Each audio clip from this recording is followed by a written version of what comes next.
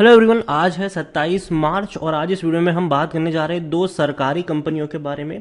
पहला है ONGC oil and natural gas corporation और दूसरा है इंडियन ऑयल। दोनों ही कंपनियों के शेयर्स अगर देखें तो पहला 175 का है और दूसरा 118 का है। वीडियो में डिस्कस करेंगे कि दोनों ही कंपनी के शेयर में खरीदारी के मौके वाकई में है कि नहीं और है तो कहां पर है। तो वीडियो को शुरू करूं से पहले अगर आपने अभी तक चैनल को सब्सक्राइब नहीं किया है तो प्लीज अभी इसे सब्सक्राइब कर लीजिए, क्योंकि आगे भी बहुत सारे वीडियोस हैं जो आपको काफी ज्यादा हेल्प करेंगे।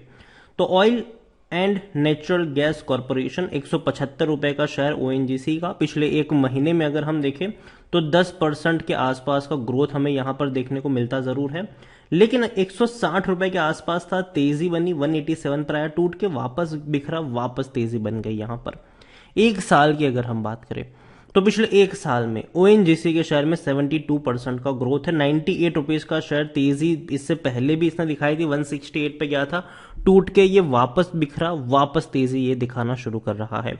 लेकिन देखो, हर बार अगर हम देखें तो ये जो तेजी आती है ना सरकारी कंपनियों में, ये हमेशा आपको कभी कभार देखने को मिलती है। सर्किट वाइज ये तेजी है।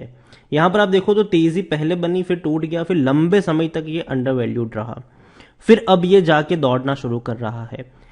चाहे इंडियन ऑयल हो चाहे ओएनजीसी हो, इन दोनों की जो ग्रोथ होती है ना, मतलब शेयर प्राइस में जो उतार चढ़ाव देखने को मिलते हैं वो देखने को मिलते हैं। इसका जो इम्पैक्ट आता है वो कहीं ना कहीं ऑयल प्राइस पर भी देखने को मिलता है।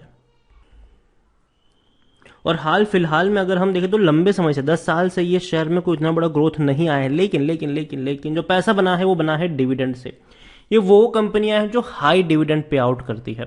यहां पर अगर हम बात करने जाए तो लार्ज कैप शेयर है, 2,24,000 करोड़ से भी ज्यादा का इसका मार्केट कैप है। वॉल्यूम भी देखें तो 1,36,00,000 के आसपास के इसके वॉल्यूम्स देखने को मिले, जो कि अच्छे वॉल्यूम्स हैं। यहां पर देखा जाए तो 60.41% की होल्डिंग प्रमोटर के पास है, 8.87% की होल्डिंग एफआईएल, 6.19% की holding mutual fund, 10.96 insurance company के पास है। प्रमोटर यहां पर कौन है? सरकार है, सरकारी कंपनी है, और एक भी शेयर प्रमोटर का गिरवी यहां पर नहीं है, जो कि अच्छी बात है। एलआईसी के पास भी 10.44% के आसपास की होल्डिंग देखने को मिल रही है और डिविडेंड काफी हाई पे करता है। उसके बारे में भी हम बात करें उससे पहले देखा जाए तो बेचने की सलाह कोई नहीं दे रहा, हर कोई कह रहा है खरीदारी करो यहां पर 100% लोग। यहां पर एक और चीज अगर हम देखें तो रेवेन्यू लगातार टूट रहे हैं।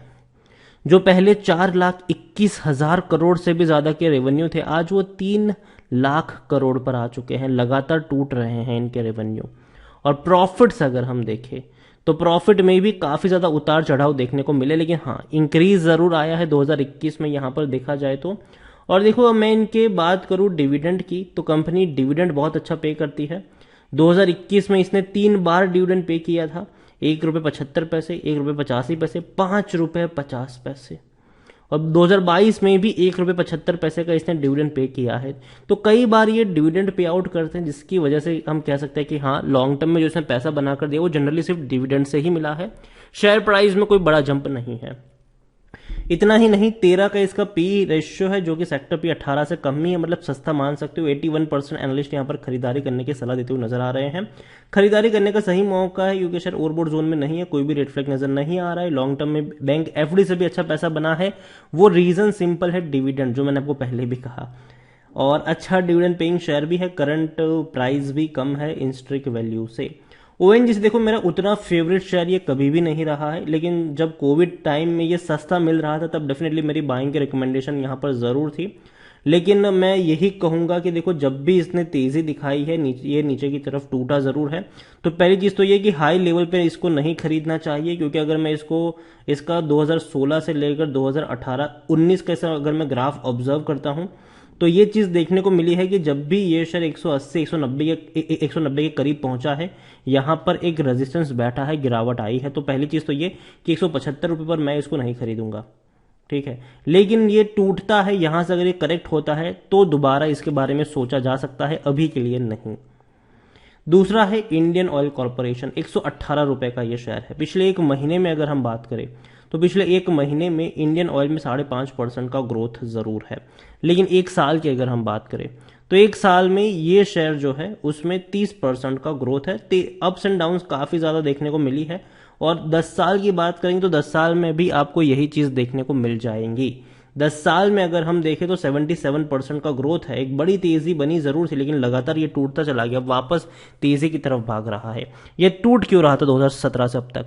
देखो, क्रूड प्राइस अगर कम होते हैं तो डेफिनेटली इसका इम्पैक्ट देखने को मिलता है, अगर वो बढ़ते हैं तो उसका भी इम्पैक्ट देखने को मिलता है। तो ये सारी चीजें कह सकते हो कि एक दूसरे से कनेक्टेड है। यहां पर देखें तो लार्ज कैप शेयर है, 1,13,000 करोड़ से भी ज्यादा का इसका मार्केट कैप है। वॉल्यूम भी 81 लाख के अराउंड का हमें यहां पर देखने को मिल रहा है। शेयर होल्डिंग की बात करें तो 51.50% की होल्डिंग प्रमोटर के पास है। प्रमोटर कौन है इसका? ओएनजीसी, सॉरी सॉरी यहां पर प्रमोटर सरकारी है, लेकिन हाईएस्ट पब्लिक शेयर में ओएनजीसी भी है यहां पर 14.20% की होल्डिंग के साथ। तो ओएनजीसी का अपर हैंड जरूर है यहां पर, ये आप कह सकते हो, और सरकारी कंपनी है ये भी।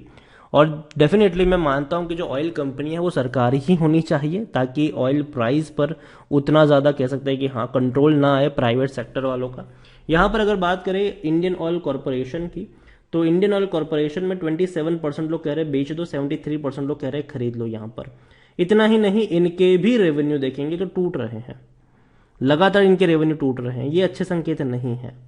प्रॉफिट्स अगर देखें तो टूटे जरूर थे, लेकिन वापस से रिकवर करके जो कि अच्छी बात है। यहाँ पर आईओसी को लेकर मैं इनके डिविडेंड के बारे में अगर दोबारा एक बार देखूं तो जो डिविडेंड है ये भी बहुत अच्छा पे कर रहा है। डिविडेंड आप देखो तो 7.5 रुपए का डिविडेंड फरवरी में पे किया था। 2021 में इसने 4 बार आपको डिविडेंड पे किया, 7.5 रुपए, 3 रुपए, 1.5 रुपए, 5 रुपए। तो एक शेयर जिसकी कीमत 100 रुपए की है वो आपको डिविडेंड पे कर रहा है तकरीबन अगर हम यहां पर देखें तो 9 रुपए, 12 रुपए और तकरीबन 18 रुपए का, सॉरी 17 रुपए का ये आपको सालाना इसने पिछले साल आपको डिविडेंड पे किया है। 17 रुपए का डिविडेंड, तो ये बहुत बड़ी बात है इंडियन ऑयल कॉरपोरेशन, और ये पहले से इस तरीके का डिविडेंड आपको पे करता आया है। तो आप खुद सोचो कि अगर आपकी बाइंग मान लो कि बहुत ही नीचे के लेवल पर है, मान लो कि 80 रुपए पर है, 85 रुपए पर है, और इस तरीके के डिविडेंड आपको ये कंपनी पे करती रहती है साल दर साल, तो डेफिनेटली कह सकते हो कि हाँ आपका पैसा डेफिनेटली कुछ सालों बाद तो फ्री हो जाएगा यहाँ पर से। तो ये डिविडेंड के लिए खरीदारी करने वाली कंपनियां हैं। यहाँ पर ग्रोथ आपको देखने को नहीं मिलेगी। शेयर प्राइस अगर आज से 3-4 साल बाद भी अगर आप देखोगे तो 150 रुपए के आसपास ही नजर आ सकता है, हो सकता है ये, लेकिन डिविडेंड से आपको यहां पर पैसा मिलता रहता है। आईओसी को लेकर देखें तो हाँ खरीदारी के मौके सस्ता है, 5.15 का इसका पी है, सॉरी 5.17 का इसका पी रेशियो है, जो सस्ता है। 77% एनालिस्ट कह रहे हैं खरीदारी करो, खरीदारी करने का भी सही मौका है यहाँ पर।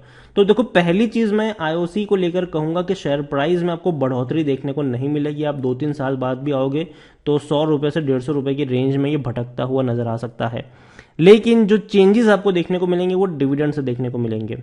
तो हो सकता है कि कंपनी ने पिछले साल 17 रुपए का डिविडेंड पे किया, इस साल हो सकता है कि कंपनी आपको 12 से 15 रुपए तक का भी डिविडेंड पे कर दे। तो जो पैसा यहां पर बन रहा है वो डिविडेंड के थ्रू बन रहा है, तो उस चीज को भी यहां पर याद रखिए। और दूसरी चीज, बर्बाद होने वाली कंपनियां ये है नहीं, इसमें ग्रोथ है, मतलब कंपनी बर्बाद तो नहीं होगी, पहली चीज तो ये यहां पर। तो नजर रखिए ओएनजीसी पर और आईओसी पर। लेकिन एक चीज अगेन मैं कह दूं, शेयर प्राइस में कोई बहुत बड़ा जंप आप यहां से एक्सपेक्ट नहीं कर सकते हो। यहां पर जो पैसा बनेगा वो डिविडेंड के थ्रू ही बनेगा, तो उस चीज को याद रखिएगा। वीडियो को यहीं पे एंड करूंगा। पसंद आया हो तो लाइक कर, शेयर कर, चैनल पर अगर पहली बार आए तो प्लीज सब्सक्राइब करें। और इंडियन ऑयल कॉरपोरेशन और ओएनजीसी दोनों के बारे में आप क्या सोचते हैं वो भी आप मुझे कमेंट में लिखकर बता सकते हैं। Thank you.